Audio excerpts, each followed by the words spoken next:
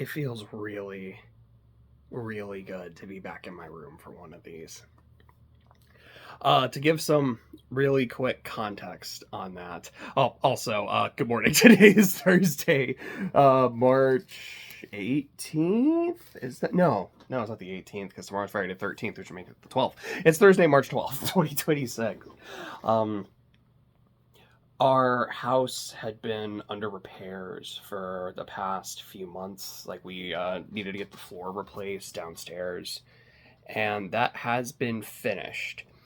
We are not officially moved back in yet because we're just waiting on our furniture to come back in. But my understanding is that should start next week, like next Thursday.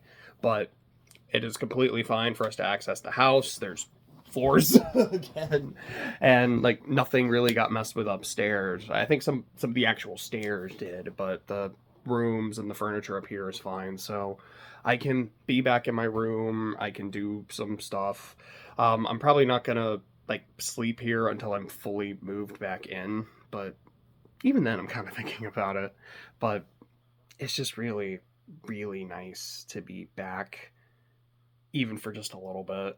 So I definitely wanted to do the video here instead of like going to the lake.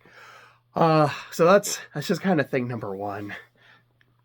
I guess while I'm on the subject, I was here earlier this week. I think it was Monday, maybe Tuesday, and I just started reorganizing a bunch of my stuff. Like, I was looking at what like some of my figures. It's like, well, I've got a really big one of Ryza, but I've got some other smaller Ryzas. But one is here and the others are here. So you put this here. Well, okay, like this main one is like a whitish, bluish color, and I like it. And these other ones are like kind of whatever. This other one is pink. So if I'm putting it in here, what if I have this side be like a lot of the pink ones I have? Because I realize I actually have a good amount of pink figures, like shout out to my Kirby in particular, which I actually don't know if I managed to put Kirby in there. I might have had to put him somewhere else. But I was like, here's a lot of these pink ones, and that kind of like builds up to the pink Ryza, and then there's the other two Ryzas on top of the big one, and because this is like a whiter, bluer color, now I can do some of my other figures that have those like lighter colors. It's like, this is super neat.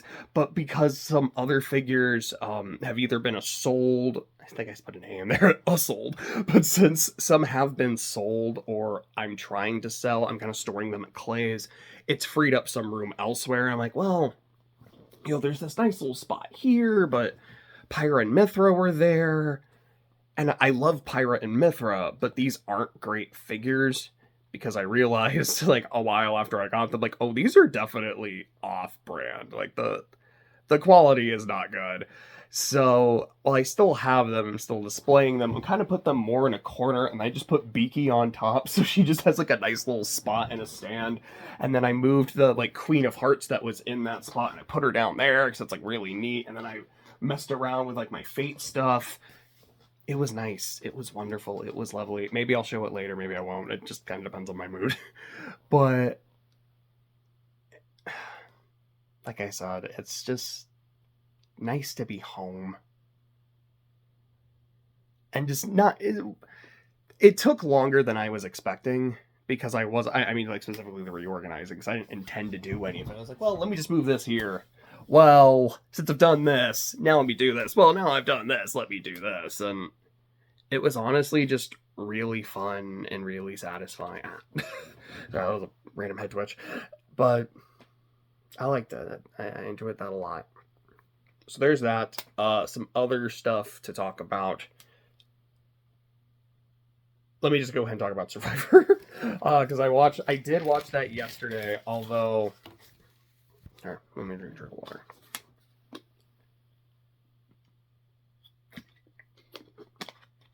Well, let's scratch that, change of plans. I'll talk about Survivor a little bit later. Sorry, it's just like, I have all the other notes on this page and Survivor's on the page after. Let me just hit the stuff here first.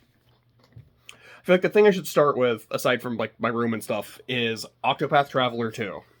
Teenage Kraken. So, last night I finished the last of the chapter 8s, so I am very close to being done with the game. I believe all that is officially left are the Crossed Paths chapters and then just the end game. And I don't know how long the end game is, I guess we'll see. But I'm hoping, in terms of the main story, I will be done by the end of the week. There's a part of me that's like, I could really like buckle down and like probably get it done today, if not tomorrow. But I'm also like, I have some other stuff I would like to do. Some of them I probably should have made more progress on, but I didn't because I was playing Octopath. But I am hoping to have the main story done by the end of the week. In terms of post-game stuff, I know there's the fight with the characters from the first game. There's 2 fights with them. There's the super boss version of the final boss, and then there's another super boss, which is Galdera. And I already have Galdera unlocked. It was really funny because when I was like, okay, I want to make, because yeah, sorry, let me try that again. What I want to do, like I said, have main game finished by the end of the week. I do want to do some of this post-game stuff. I don't know how much I really care to do the super boss version of the final boss, but I would like to fight the Travelers from 1, and I do want to fight Galdera. And I was like, okay, if I want to do this, what's all the stuff I need to unlock the Galdera fight? And by the time I looked into it, I realized, oh, I've already done the vast majority of this just by playing the game. Sorry, I just remembered this one side quest. If you know, you know, but the mysterious box side quest, I didn't know what was going to happen. I stumbled into it and then stumbled into completing it, which is honestly how a lot of Octopath quests go. That one really left an impact on me. I think that was probably one of my favorite moments in the game, was reading the journal afterwards. Oh man, that was really good, but yikes. I think what I want to do when I'm finished with the game, and like I've done all the cross paths, is I want to do a tier list, because I found one, is I want to do a tier list ranking every chapter in the game. Because there's some where I'm like, okay, I like this chapter. I think off the top of my head, I can't think of a chapter that I full on dislike. But there are definitely some where I'm like, this one's alright, this one's okay, blah, blah, blah, blah, blah. And then there's some where I'm like, okay, this is gripping, this is compelling, this is like 10 out of 10, no notes, this one's 12 out of 10, no notes, etc., etc. To give my brief, non-spoilery thoughts, I'm just gonna rank all 8 Travelers' stories. I am not rating the characters, because I don't know how I want to rank that yet. Especially because I'm not actually finished with the game, I don't know how much any of this would change. But I feel like for a Traveler ranking, I would have to take into account their story, their theme, their personality, and their combat utility. Like, their base job, but also just, like, how much did I like using them, their, you know, etc., etc. So I think for me, going from 8 to 1, ranking the stories, I would have Ochette at 8.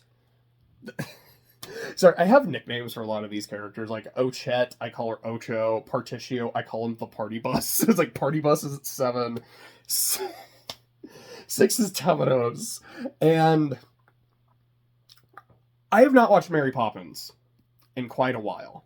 So I could not tell you why Chim Chimney has been stuck in my head and for like off and on for several weeks. I'll just be doing nothing and I'll think to myself, you know, Chim Chimney, Chim Chimney, Chim Chim Chiri, a sweep is as lucky can be. And for some reason, my nickname for Temenos is related to that because I call him Temtemini. Temtemini, Chiri. It's so dumb, but it makes me laugh, and it makes sense to me, even though it shouldn't. So, number 5 is Aggie. And I will say that Agnea was my starting Traveler, and I did her final chapter last. I felt like it was kind of fitting to end with her. She was also level 67 when I was done. Like, dude, she was a monster. Aggie's number 5. Ozzy and Drix is Oswald. I have him at number 4. Number 3 is Hikari. I don't have a nickname for Hikari. Number 2 is Cass, and number 1 is Throne. I also don't have a nickname for Throne, but I think that Throne is my favorite story. Off the dome, like, I really don't want to do a Traveler ranking, but if I'm just going to talk about, like, character utility, it's hard to not put Aggie at the top, and part of that is, like, yeah, you know, she was my starting character, so she was really over leveled for a lot of the game, which made her really strong.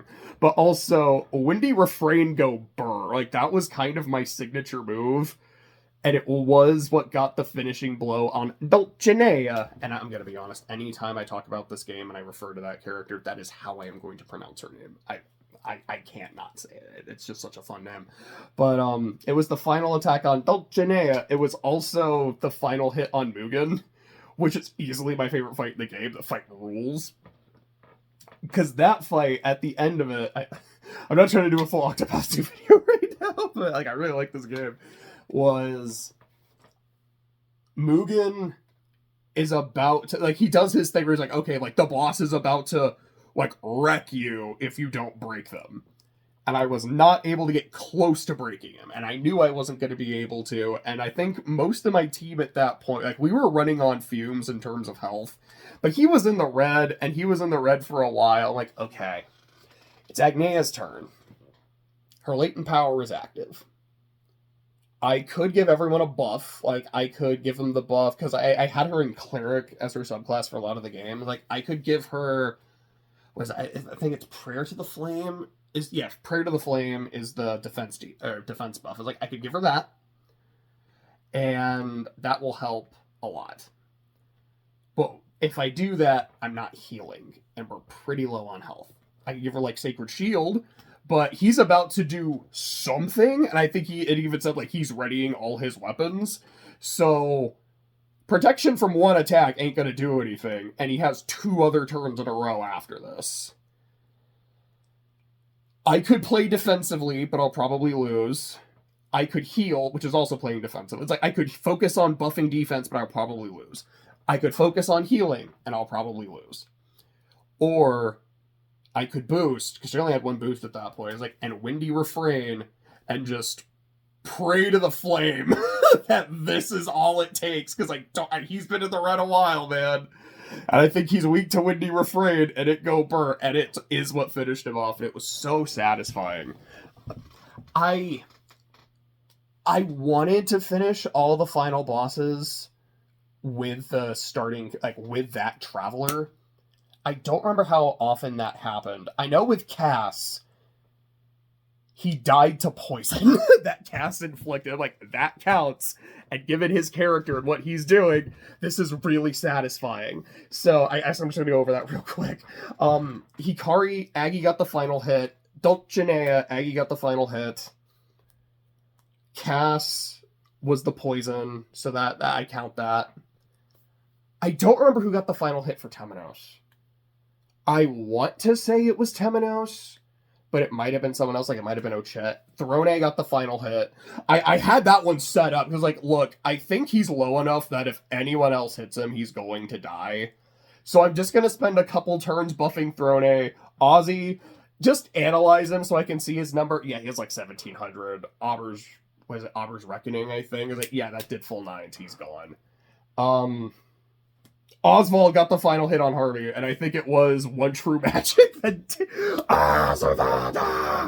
Oh my gosh. I played the game in English, and once I heard, like, the Japanese dialogue between Harvey and Oswald, I immediately regretted it. And that's nothing against the English voices. I think they are genuinely really good. I'm like, oh my gosh.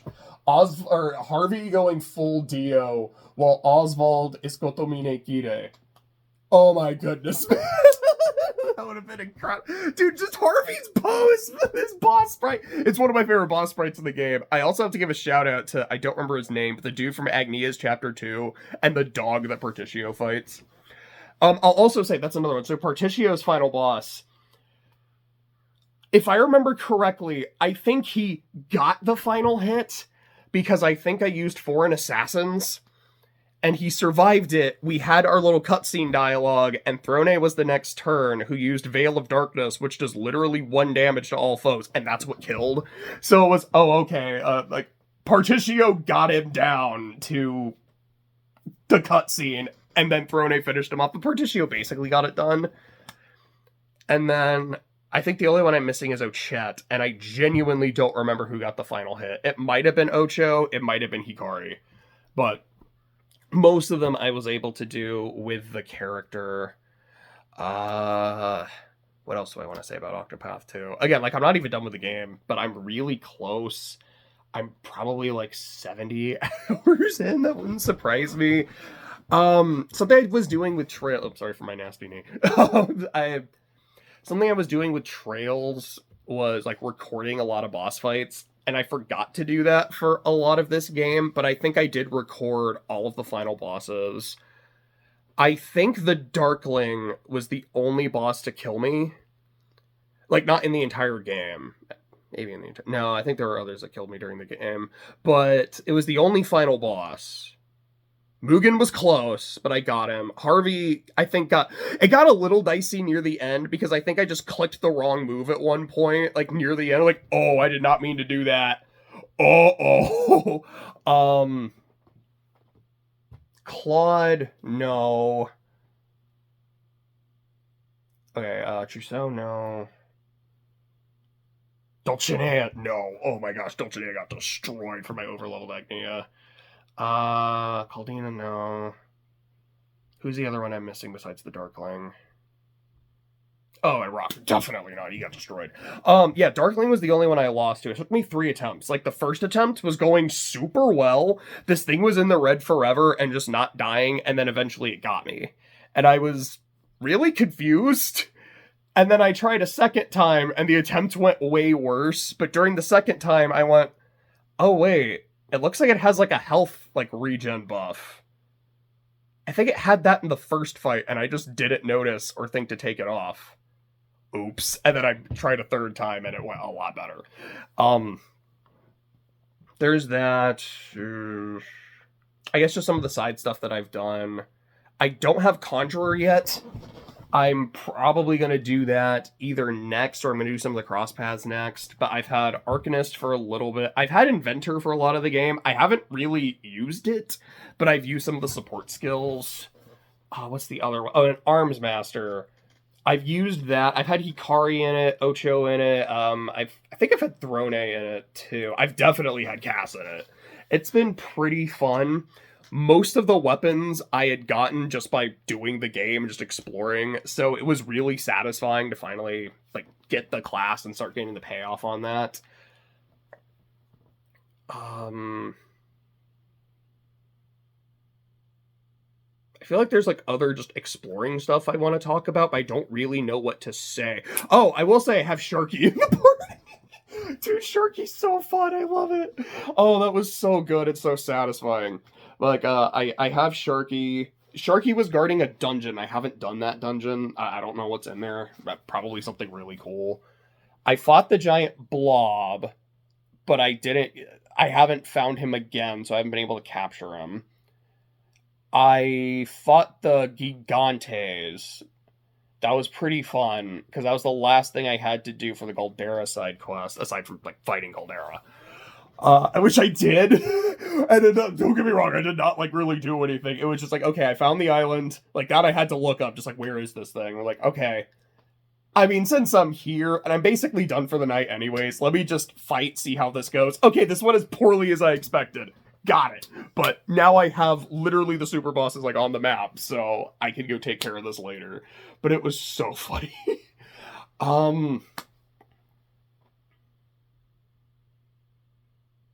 I think that's probably all I'm going to say now on Octopath 2. Except that, yeah, game is great. I remember watching Clay play this, I think around when the game came out. Maybe it was a few months after. And there's been a lot of times where I've just watched him play through a game and thought, cool. Like, I like this. This is neat. I am glad I experienced this with him, or like I played this game vicariously. I'm not that interested in playing it. I think one game that I watched him play where I was like, I'm good, but I'm kind of interested is Dragon Quest XI. But like, I watched him play the 1, 2, 3 trilogy. I'm like, I'm good, but I'm glad I watched this. Like, watching him play Xenoblade 3 was like, okay. Because like, I watched him play I can't say the entire game because there's just like travel sections I missed. But story, I watched the whole thing. I'm like, no, like, I got Xenoblade 3. I remember that year I referred to as like, this is my favorite show this year. I love watching Xenoblade 3, and oh gosh, I'm just remembering that scene. If you know, you know. oh gosh, there's this other bit where there's a boss fight where you're fighting, I don't remember their names, like Ethel and the other guy. And it's like this really big emotional like cutscene afterwards. And after it, when it just transitions back into gameplay, Lance just goes, I'm hungry! And like Clay and I lost it. It was so funny. Like the mood whiplash was crazy. It was like the equivalent of watching Bambi and you get the scene where his mom dies. And then right after, I think is like the Twitter baited song.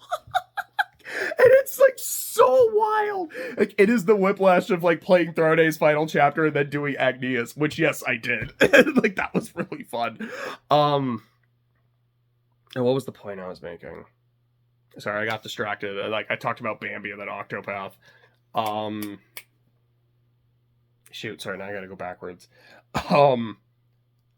Mood whiplash, lands, Xenoblade Vicarious. That was it. Okay, the point I was trying to make is when I was watching him play Octopath 2, it is one of the only times I said, I'm playing this for myself at some point.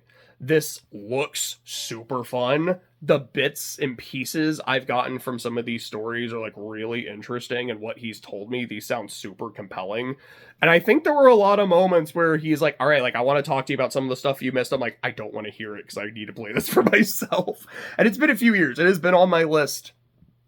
I don't remember when did it come out, like 2022, 23. So it has literally been on my list for a few years, but I'm finally knocking it out. Kind of like how last year, like I finally knocked out Digimon Survive, and maybe I'll also finally knock out Raincode, which, speaking of which, it's not on my list. I've spent most of this talking about Octopath. Danganronpa 2x2, hoorah, hoorah. I actually wrote a little, like, jingle for that. I don't have it written down. I have it written down on my phone.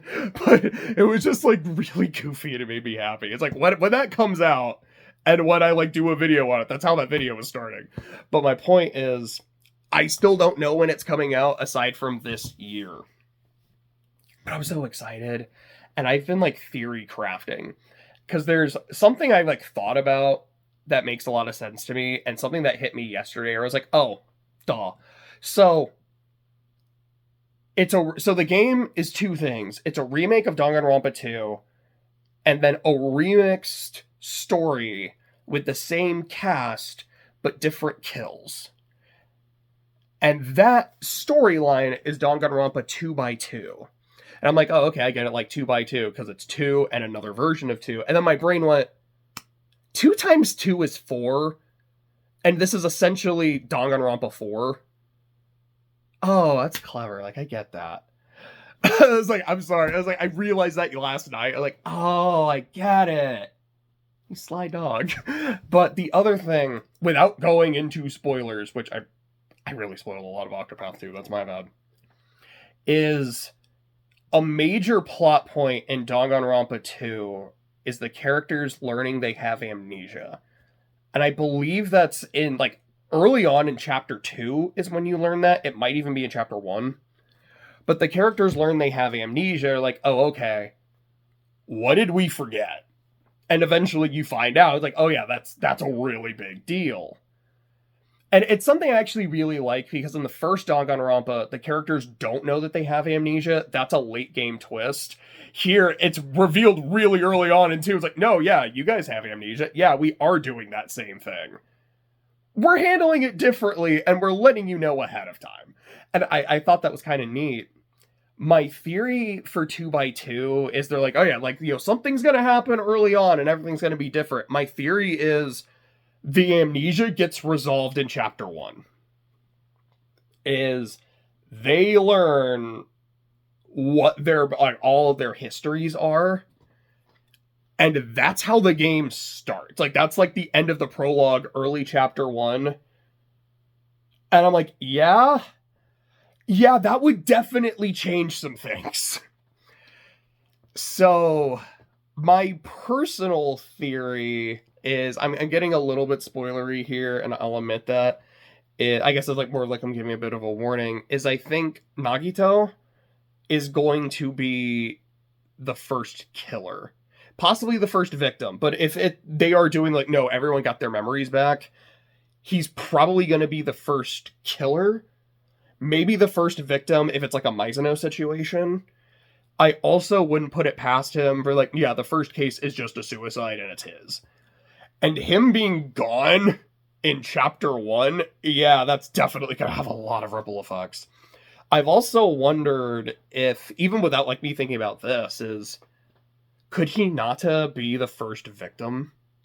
Because if you kill off the main character, yeah, believe it or not, the rest of the game is going to be different. Like, even if you did that, like, who would be the protagonist then? Would it be Nanami? Would it be Nagito? Would it be both? That'd be pretty interesting. Like, my money would probably be on Nanami. And, like, no shade toward Hinata, but, like, I'd be pretty down, like, for that campaign. I think it'd be really interesting. And I guess just getting into Danganronpa 2 specifically, I remember... Because, like, one mechanic they added in V3 that I really like are the scrum debates, where it's like, okay, you know, the class is divided, like, half and half, and you're trying to convince the other half, like, this is what happened, and, like, the other people are trying to convince you as well. And I think I was just, like, listening to the music, because the scrum debate music rules, and I remember reading a comment that was like, dude, imagine if this mechanic was in Danganronpa 2, and this is part of Chapter 5, where, without going into spoilers, because this is big... But it's like, what if the scrum debate is you're playing as the killer in Chapter 5, convincing everyone else to vote for you? And I was like, yeah, that would have been incredible. So now that 2 is getting remade, I'm like, man, I really hope they do that. Because that is going to be incredible, man. And I'm like, when it comes out...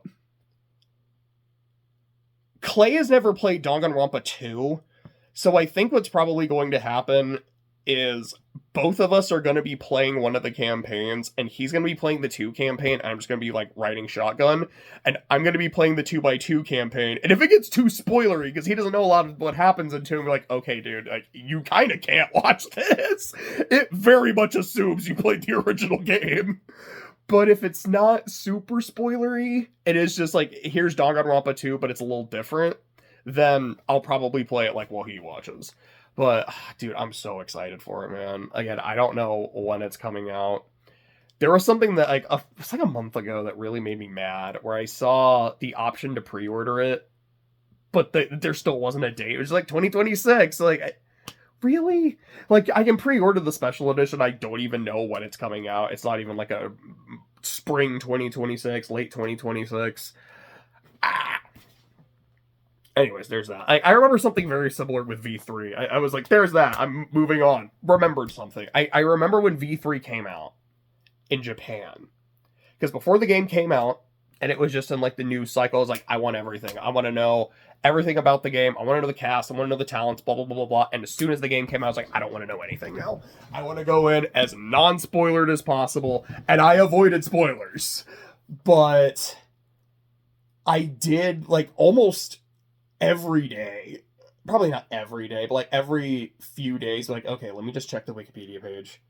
When is this movie? Or, like, not this movie. That's the Madoka movie where I'm like, when is this thing coming out? When is this thing coming out? Now it's coming out in August, so, like, Is it, though?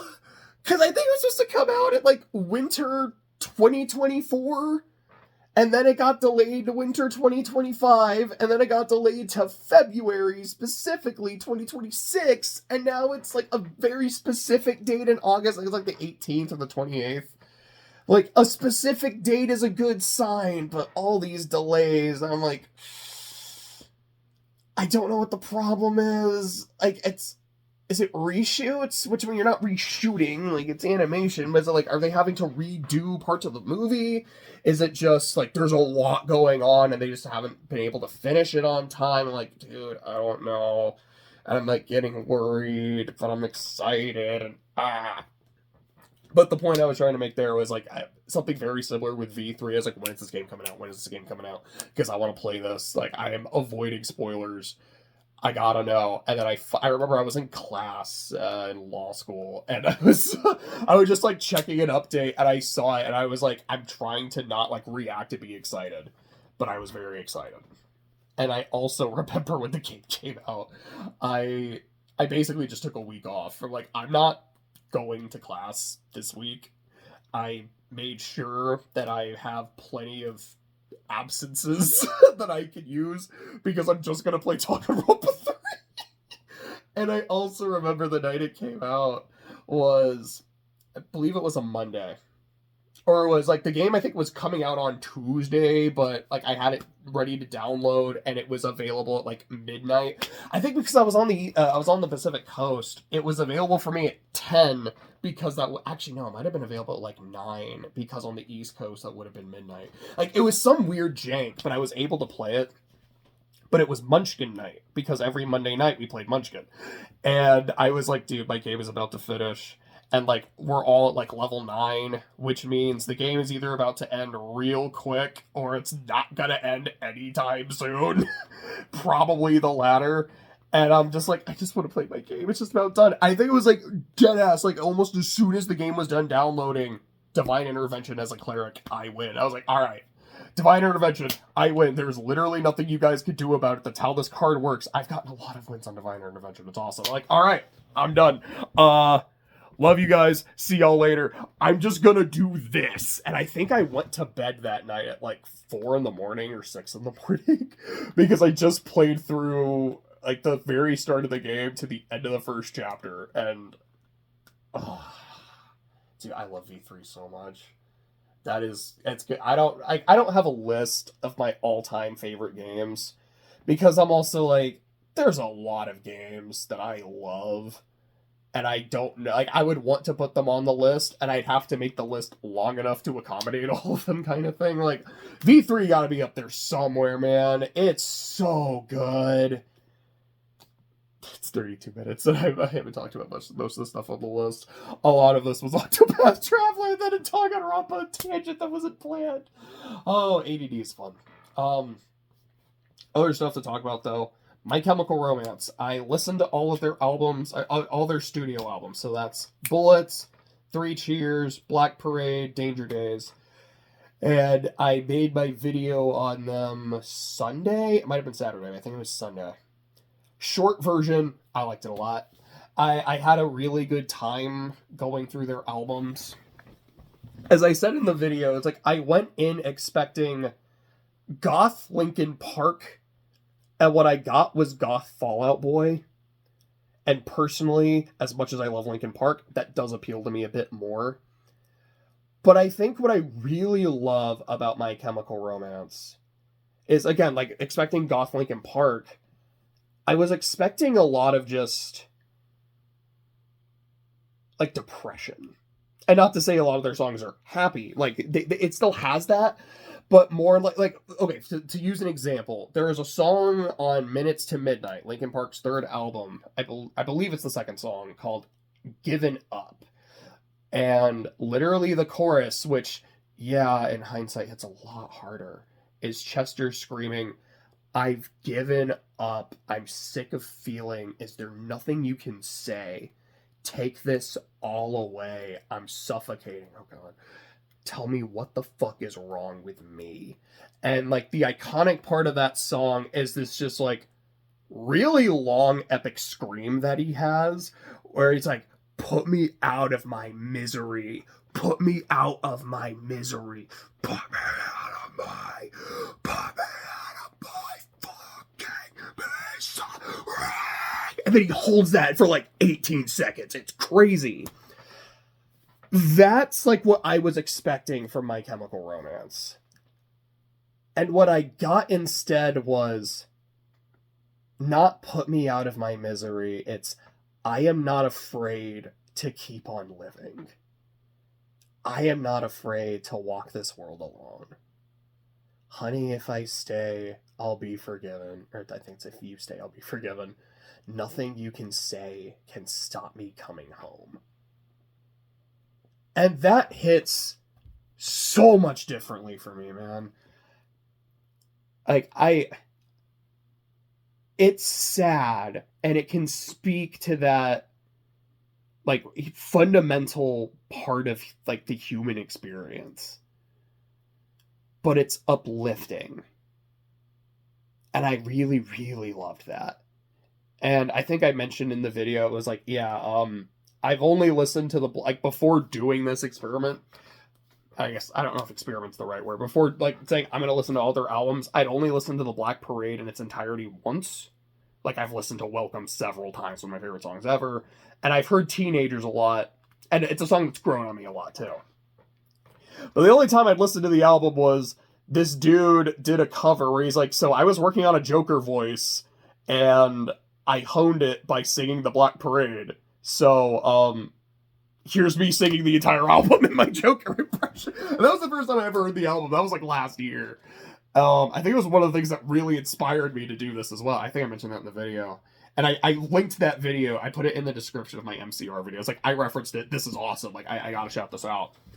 But, what was my point? Okay, sorry. My point was, having now listened to the full album, like, I immediately listened to it again because it's great.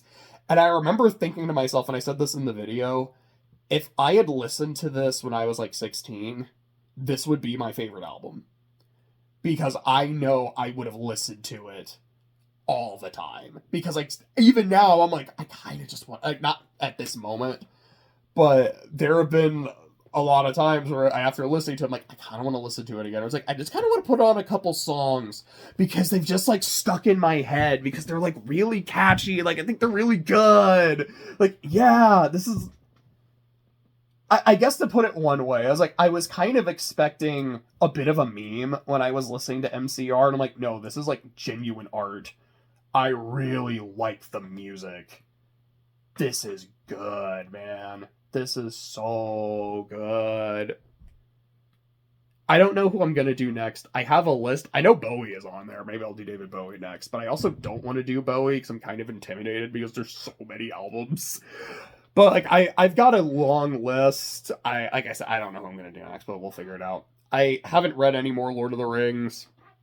Like I said, like, the audiobook got taken down, so I have to read the physical book. And I don't want to be like, oh no, I have to read. Oh, I want to. A lot of it has just been I've been distracted because I've been playing Octopath. I feel like I was telling Clay, I was like, I think when I'm done with Octopath, I'm probably just going to take a bit of a break and just read for a bit. Like, let me actually, like, just read Lord of the Rings. I did buy Brothers K, and I've been meaning to start that. I think I'm going to do Loader first, then probably Brothers K, but I think the length is kind of similar, because I think Loader in total is like 1,200, 1,300 pages. And I think Brothers K is about the same. But I'm already like halfway-ish almost through Fellowship. So there's already a bit of a head start. So I think I'll do that. Let's see what else is on the list. Oh yeah, the Galaxy movie. So this should be relatively quick. There was a new trailer for the Galaxy movie. Like, I streamed the direct. It was like really short. But I'm not going to lie, if you've seen it, like, if you've seen my reaction to it, thank you, by the way. But you know that I was pretty happy to see Luis Guzman voicing Wart. That's just fun to me. Like, I feel like that he's one of those actors where anytime I just see him in a movie, I'm like, oh yeah, like, it's this guy. I just enjoy his vibe. So I think he's going to make a really fun Wart. I do also think that a lot of the things, like the press releases that have been like, oh yeah, you know, Bowser Jr. is teaming up with Wario, I think they just saw, like, the name Wart and got confused and just assumed it was Wario because most people forget that Wart exists. So I'm slightly disappointed because now I don't think Wah is going to be in the movie, but I think Wart's still a fun choice. I'm hoping that the end credit scene is going to be Wario and Waluigi, like, you just see their hats. Oh man, I can't wait for that. Oh yeah, and Donald Glover is going to be Yoshi. And because I don't think he said anything in the new trailer, and I think in the first, like, debut trailer, he was just kind of making Yoshi noises. So there's a strong non-zero chance it's just going to be like Donald Glover making dinosaur sounds. But I'm also really hoping, like, for most things, he's like, and then you just have him, like, speak as Donald Glover at, like, one point in the movie for, like, one line, and it just, like, never gets addressed. Like, that would crack me up, dude. Watching haters wonder why how Yoshi got the game. I think I'm not gonna go through sweatpants, but gosh, that'd be so funny. It's a bonfire. Turn the lights out, burning everything. All you toads talk about. Oh gosh, dude, I miss Atlanta. I don't like really plan to just like sit through and watch it again, but I could easily be convinced to. Was that last year? No, that was 2024. Yeah, that was 2024. I don't remember what other shows I watched that year. I think it. No, because that was Friendship is Magic. That was when I rewatched. I rewatched Friendship is Magic. I watched Atlanta. I think I watched like a good amount of other like anime because Atlanta's clearly an anime. But I think I watched a good amount of anime that year as well. Because last year was Gundam, and this year I haven't really watched much of anything. Like I've been watching Frieren, but I haven't seen the last episode because I was trying to log into Crunchyroll and like there was something weird going on. It was like, check your internet connection. The internet connection's fine. Check your internet connection. Okay, this is not working. Clay has been watching Witch from Mercury. So I've been kind of like, I haven't been watching it with him, although I watched episode 12. I made sure to watch episode 12. But I've been almost kind of re-experiencing it. I'm like, oh yeah, this stuff that happened. Okay, I'm remembering this now. I'm remembering this now because I really liked it. Like, it's the show that got me into Gundam. The scene from episode 12, like, this scene is why I watch Gundam. I still need to watch Victory Gundam. I really liked those first 3 episodes. I just never put it on again. Let me look back at my list. A couple things I know I can talk about are, I guess there's like writing stuff. So I think I'd mentioned last week and probably the week before that the blog that I am, because I entered Orichalcum into Spiffbo, self-published fantasy blog off, or it's it's SPX, so it is self-published fantasy blog off, and it's several fantasy blogs. Like a bunch of people enter. 300 books move forward, and it's a lottery system. It's totally random, and I made it through the lottery. And there are 10 blogs. Each will receive 30 books, and they put forth one finalist, and then each blog will review the 10 finalists and then determine a winner. And the blog that I am currently in, they have said, like, we know who... So, like, I don't know if every blog does semifinalists or not, because I've noticed that some do, and I don't know if others have announced any. But what they have said is, we read like a chunk of each book. I don't remember the number. I want to say it was like 10% or so. But it's like we read like a decent chunk of every book to kind of get a feel for it to see if we wanted to read the whole thing.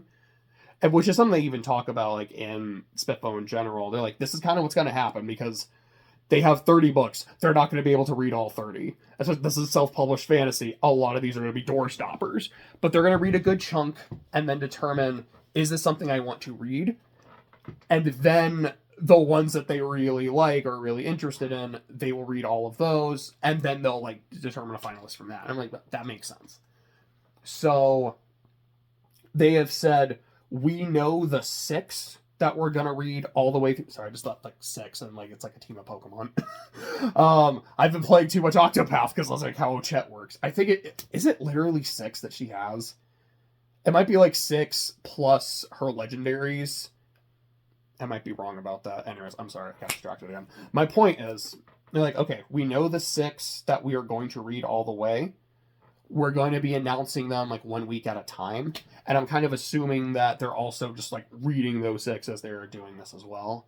So they are announcing them every Wednesday, and they're saying, I think what they're doing is like, here's 3 books that just didn't make it. 1 honorable mention, it still didn't make it, but here's why we were really considering it, but here's also why it ultimately didn't make it through, and here is our semi-finalist for like from this batch. So 3 weeks have gone by, and I have not seen Orichalcum yet. So that is not a good thing or a bad thing. That is a purely neutral thing. That just means at some point during the next 3 weeks, I will learn if I am a semi-finalist or if I am eliminated. And I don't know at what point they are going to announce what their finalist is. Because I think there is supposed to be like a specific date, or like there, like for Spiffbo in general, it's like this is when we move on to that phase. And I don't remember when that is. I want to say it's April, but it might be in May. So, because I think the last semifinalist, what's today? Tomorrow's the 13th, today's the 12th, so yesterday was the 11th. So that would be the 18th is a finalist, the 25th is a finalist, and then, would that be the 31st? Either the 31st or the 1st would be the last finalist. Or, excuse me, semi-finalist. That sounds about right. And so, like I said, I don't know when they'll announce their finalist. But so, like, here's hoping. I hope and pray. Like, I would love to be selected. I would love to be fully, because I could be wrong, but I think, because if they're going to fully read all their semifinalists, I think all of them will be getting reviewed and like getting reviewed on Goodreads. And even if I don't make the finals, even if I don't win, which I really hope I do, but there's 299 other books. I think at least being a semi-finalist and getting like a full review, because I believe this blog, it's like multiple people, like getting a review, either it's like here's multiple people kind of condensed into one review, or like here's several different reviews. I think that'd be really helpful, like seeing a lot of these different perspectives, and it could be something that really does get other people to read. If I do get lucky enough to be the finalist, like, yeah, that's gonna be great exposure, because not every finalist, every finalist is going to get a review, like from their from their blog, and then it's every other blog will read all the finalists and review their favorite. So if I get like a few of those, like that'd be really nice too, and if I win, that'd just be awesome, man. Like, I would love that. And I won't lie, like, the validation sounds nice. You're like, I won this really big contest. My book is good. Yay, I am good at this. But I think at this point, a lot of it would just be, I would really appreciate the exposure to just be, like, it's validation in a different kind of way. Less of, it confirms to me that I made something good, and more of, it kind of shows other people, it's like, hey, this is not just some slop that someone made. This is not just, it's not some AI bullshit. It's not something that's riddled with errors and full of holes, although there's a non-zero chance I missed some stuff. Don't get me wrong. Like, no, like, this is good. You should give it a read. And maybe people will. And who knows what happens from there. It made me really happy, Speaking of writing and happy stories, I guess like happiness, Isla. So, I haven't done as much writing this week as I should have. Blame Octopath. Blame my ADD and my inability to delegate. My tentative plan is to really hunker down on Saturday, because 2 of the last 3 weeks, last week being the exception, I think because I was playing a lot of Octopath, I've really hunkered down on a Saturday and just done a lot of writing. So I'm hoping to do that. As I think I said last week, maybe the week before, I know the plan for how I really want to organize this chapter and the next couple. I've taken bits and pieces of the last 3 chapters, okay, this should go here, this should go here, this should go here, because I think this will make it flow better. I think the pacing will be better. So this chapter, there's here's the opening scene, that's done. Here's the next scene. Part of it is done. A good chunk of it I'm going to have to mess with. And then the ending chunk, I'm definitely going to have to mess with. And I think a lot of it is just going to get cut, or at least heavily revised. And I think that's going to work. And then we just kind of get to a whole nother scene that I need to mess with in its entirety. or like at the very, like, I need to look at it, and like we'll kind of go as we go. But when I was looking at it the other day, I'm like, this is pretty fun. Like, there's some jank. There's definitely some jank that needs to be ironed out. But this is fun. I know why I wrote this. And that's like a good feeling. Oh, I watched Scream 7 Tuesday? No. Yes. Yeah, it was Tuesday. Sorry, I was like, no, but yes, also. I watched Scream 7. I watched it with my friend Church. Which I also watched 5 and 6 with him. I was gonna watch 4 with him because we've watched 5, 6, and 7 together in theaters. We were gonna do the same with 4, but we went with a couple friends who were like under 17 at the time, so they couldn't get into the movie. And given how like violent Scream 4 is, like, yeah, it kind of fits. But I remember instead we just watched Insidious. But sorry, brain stop for a second. I'm gonna drink some water and refresh. Yeah. Okay, sorry. Point. Watched the movie, and I talked to him about it, and I was like, okay, we can do a discussion on the... Okay, because it was... Yeah. Brain is braining. There was a point in the movie where I realized he was on his phone. And I realized he's on a notes app. Is he taking notes during the film? And so I kind of nudged him. I was like, are you taking notes on the movie? Or I was like I asked him, I was like, what are you taking notes on? And he's like, yeah, like I'm taking notes during the movie, like talking points for discussion. I'm like, okay, give me your phone. So this is how we communicated with each other during the movie about just like, okay, like this is my theory. This is my theory on this. Without going into spoilers, I just want to highlight one part because like I was trying so hard to not laugh in the middle of the theater. Where there's a scene in the movie where a character gets shown, like, another character's picture, and they go, oh, that's John Doe, like, blah, blah, blah, blah, blah, like, oh, this is someone who lost their memory, we never knew his name, so we just called him John Doe. And Church just gives me his phone, just, that's John Ghostface. And I was trying so hard not to laugh at John Ghostface. Like, I was like, this is my exact humor, this is wonderful. But, Church after the movie was like, okay, like, you know, here's some of the stuff I want to discuss. I'm like, hold up, I'm gonna do a video on Scream 7. Do you want to do it with me? He's like, okay, we could do that then. So I don't know when we're gonna do that. I think we were talking about doing it either later today or tomorrow. Hopefully we can get one of those in. I'll probably hit Church up this evening because he works nights. So I'll probably hit him up around like 4-ish, kind of see how he's feeling. But I'm looking forward to that. I really do want to talk about this movie. I want to talk through this movie. Because to give a non-spoilery, like, quick thoughts at the moment, I'm still not sure if I liked it. I liked it enough. I feel like I don't... The way I watched it, like, watching it with a friend, passing notes, just kind of discussing some stuff, like, I think this person is giving me strong Ghostface energy. This person is giving too strong Ghostface energy. This is definitely a fake out. This person, I have like, it's you for sure kind of thing. Like, that made it so fun to watch the movie. And I think if I didn't have that, I would like it significantly less. I'm not crazy about, like, there's a lot of moments where I'm like, that's cool, that's fun, that worked, and others where I'm like, what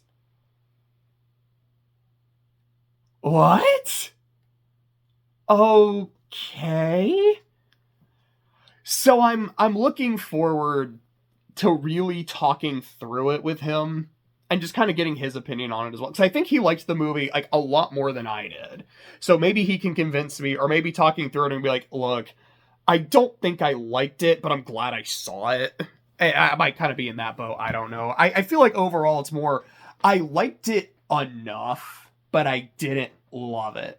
Because I love Scream 4. I think Scream 4 is my favorite Scream sequel. It's arguably my favorite Scream film. The other, of course, like, to me, it's being Scream 1. I don't remember 2 very well. I don't remember 3, but I don't think I particularly liked 3. I would not be opposed to, like, rewatching all these movies at some point. 4, I think, is goated. 5, I really liked. 6, I also really liked. And then 7, I'm like, I liked it?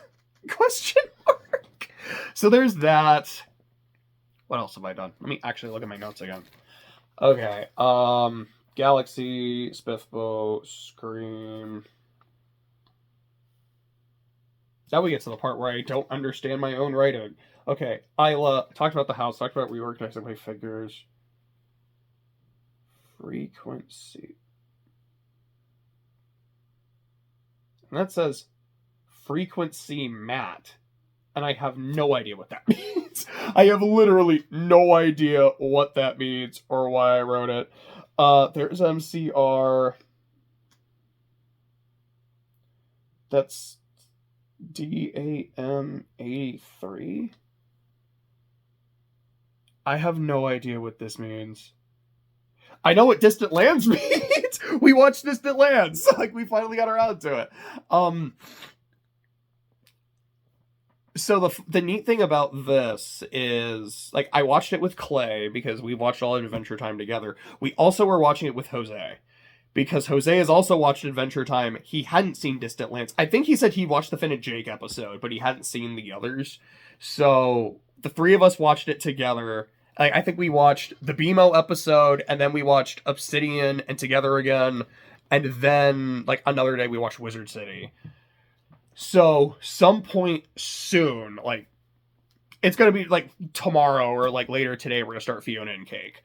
Like, we almost started it yesterday, but, like, someone was in the middle of doing something kind of thing, but we're gonna be starting Fiona and Cake, and I'm really excited, because I don't know a lot that happens in it, or even really, like, what the setup is. Like, obviously I know about the Fiona and Cake, like, Ice King fan fiction, but from what I understand, it's like, it's not a fan fiction anymore.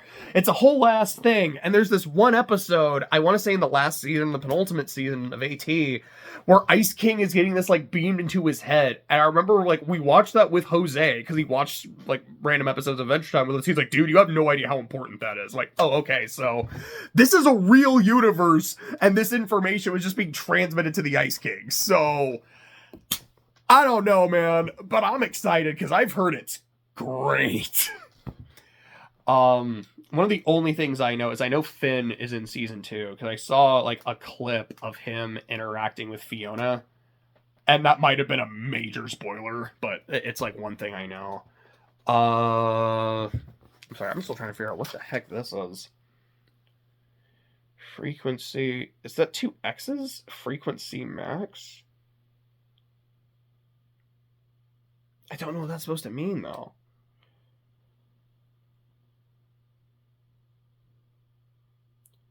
Free urgency? Urgency? I'm sorry, it's like, that's not a bit. My handwriting is that bad sometimes, y'all. I'm like, because, like, I'm, like, writing and trying to scrawl it. I'm like, I know what that means. I will know what that means. I know it looks a little weird, but I will understand what this means. No, I don't. What is that? This is just bothering me. Is that a beat? Oh! Free agency! Bro, I thought that was a U! That's why, that's Max with 2 X's. Max Crosby! And that's before the trade got rescinded. Oh, and that's BAM 83. I get it now. I wanted to talk about sports. Bam Adebayo scored 83 points 2 nights ago, which is second most in NBA history. And that's awesome. And I have seen so many people just be like, yeah, well, you know, there's all the fouling going on. Like 40 of those points were on free throws, so it doesn't count. It's not as good as Kobe's. You know what? It's 2 points better than Kobe's. And I am not trying to throw any shade at Kobe. I'm not trying to talk any shit about Kobe. But, like, look, man, the dude scored 83 points. I don't care how he got there. I don't care if he, like, I didn't watch the game. Like, I saw the like, an article after. I was like, he did what? So I don't know if it was like, yeah, he was getting intentionally fouled because the other team was like, look, he's close to a record, let's let him get it, which I don't think competitive people would ever do that. It sounds like, from what I've heard, no, dude was like, they couldn't stop him, so they had to foul him, and that's why he was like shooting free throws constantly. I think he had like 6 made threes, which is a non-zero number, that's 18 points, but it wasn't like, yeah, he made a ton of threes. Just good job, man. Good shit. Like, yeah, of course it's against the Wizards. I think I saw Udoka kind of made a joke about it, like at a press conference. He's like, yeah, I know, I saw that. Like, that's crazy. Good for Bam. Like, it helps that he's good and blah, blah, blah. And that he was playing the Wizards. And like, no one, I don't think I heard anyone in that conference room like laugh or like, dude, that was brutal. But no, like hats, I don't have a hat right now, but like, hats off to Bam. That's awesome, dude. Like, don't let anyone diminish what you just did. And then NFL free agency, because here's the thing that cracks me up. Like, the Max Crosby trade, like, okay, this is cool, like, this is big. 2 first-round picks, the Ravens got a big pass rusher, then they started losing all their people. And then I remember seeing, like, I saw a reel on Instagram, I think this was on ESPN, where Schefter went on like a mini rant about how it's like, everyone is saying that free agency starts on Wednesday. Like, this is when the league year starts. No, it doesn't. It starts on Monday. Like, this is when everyone's agreeing. This is when all the stuff is like legal tampering, whatever you want to call it. This is when free agency starts. And I remember thinking to myself, the Mavericks and DeAndre Jordan would have like an argument with you. Different sport, weird situation where he was basically under false imprisonment until he signed with the Clippers after agreeing to sign with the Mavericks. But he agreed to a deal, but until it was signed, it wasn't official. So I remember thinking that, like, when I saw that post, I was like, yes, but there's always a chance. And then, like, not 24 hours later, the Max Crosby thing happened. Like, well, what do you know? Yeah, it's not official until it's official.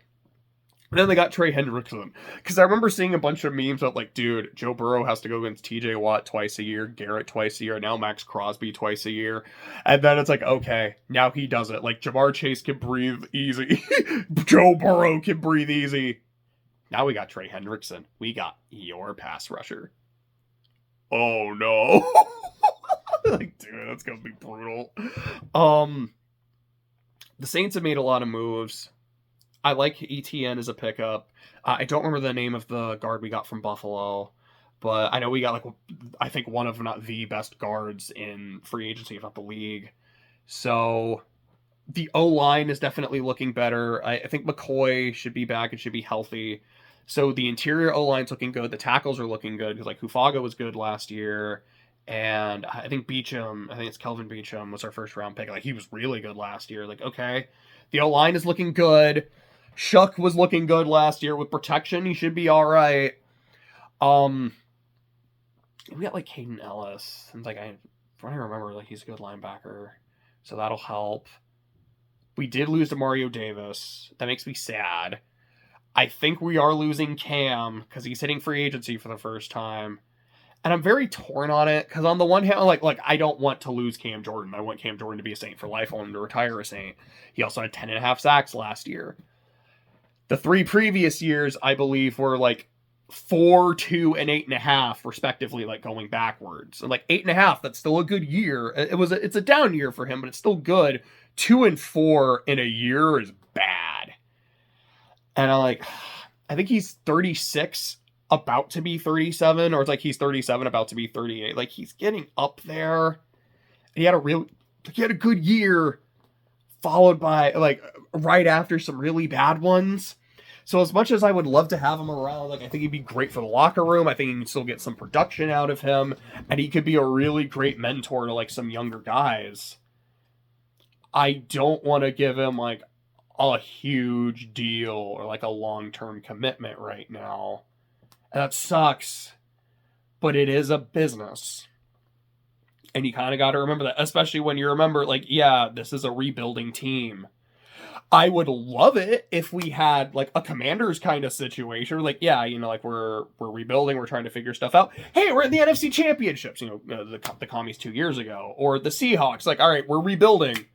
Well, we won 10 games, missed the playoffs, but we look good, and then the next year win the Super Bowl. Where, you know, you can turn around your fortunes just like that. Like the Niners have the number 2 overall pick, get Nick Bosa, and then they're in the Super Bowl. I would love that. That'd be great. I would love it if we won the Super Bowl this year. Of course I would. But like, I'm not holding my breath. But I remember last year I was like, I don't have hope, but I have hope. I have hope that we can build something that I can start to see progress and start to have faith for next season. But I don't have hope we'll be good this year. And then we somehow almost messed around and won the NFC South, which was weird. But by the time, like, I'm glad we were eliminated early because I didn't have to have hope late in the season. But it was weird to just look at all the records in the division at the end and go, you know, if we had won like 2 other of those close games, we would have been in the playoffs. And do I think we would have done anything? Like, probably not, but who knows? I mean, no one thought the Panthers were going to do anything. And sure, they went one and done, but like, they were with the Rams, man. So who knows? Anything can happen. Because that is kind of my stance. Like, I know a lot of people are like, yo, you got to tank, you got to build. And I get it. But I would always rather go to the playoffs because you never know what can happen. And I'll always want to have that hope. Even if it... There's a line that Robin has in Iowa, and it's something like, hope is dangerous. I think it was in the recent chapter, which I forgot to... I posted it, but I forgot to, like, promote it. Oops. But there's a line where it's something, he's like, I'm almost starting to have hope. Dangerous thing, Matt. I'm like, yeah, that's fitting. Oh, boy. It's like an hour, and I haven't even touched Survivor, y'all. Okay, I have one other quick thing before Survivor, and this is just, like, me being an old man yelling at clouds. But... like, sometimes I'll watch a video. Sometimes it'll be on YouTube or, like, Instagram or, like, whatever. And there's this sound effect. I like, fa, fa, fa. And I kind of don't like it. Because I think the best way I can describe it is, to me, it's like a modern internet version of a laugh track. Where it's like, hey, I said... because I think it's usually used in, like, put downs and burns. And it's a lot of the times, like, when I hear it, I'm thinking to myself, genuinely, your joke spoke for itself. Like, that was really funny. And adding this laugh track, essentially, makes it work less. It just bothers me and distracts me. That's it. Like I said, that was a very short old man yelling at cloud situation. Let me talk about Survivor. You know what? It's already been an hour. I'm just going to make a very short, separate video about Survivor.